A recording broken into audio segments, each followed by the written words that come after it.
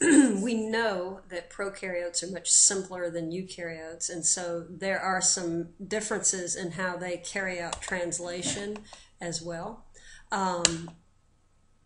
Prokaryotes, of course, have their DNA just in their cytoplasm because they have no nucleus. Of course, the DNA is in the nucleus in eukaryotes. In prokaryotes, that chromosome is circular. They're straight lines, they're linear pieces of DNA. In eukaryotes, please remember also that you have, you as a human, you have 46 of these linear pieces of DNA. If you were a fruit fly, you might have a different number. In fact, you'd have only 8, but there's always just one circular chromosome in a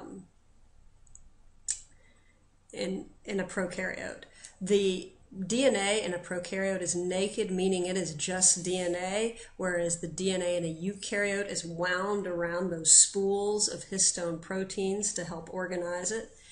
In prokaryotes, there are no introns, which means there's no RNA processing. There's nothing to cut out, where, of course, in eukaryotic transcription, there is extensive RNA processing where we have to cut out introns and so on.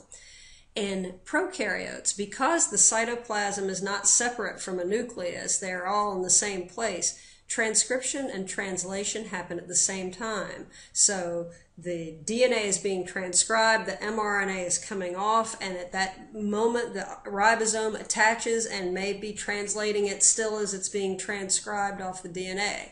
Whereas in eukaryotes, these are distinctly physically separated processes. Okay.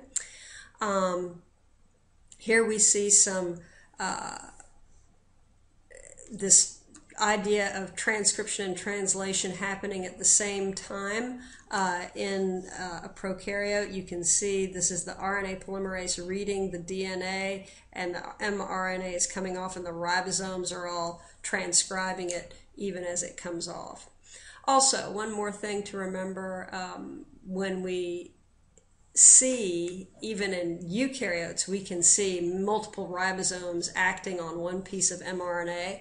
That has a term, it's called polyribosomes, when we see multiple ribosomes reading one piece of mRNA. All right, that's it. Thank you for watching that little bit, and I will see you in the next podcast.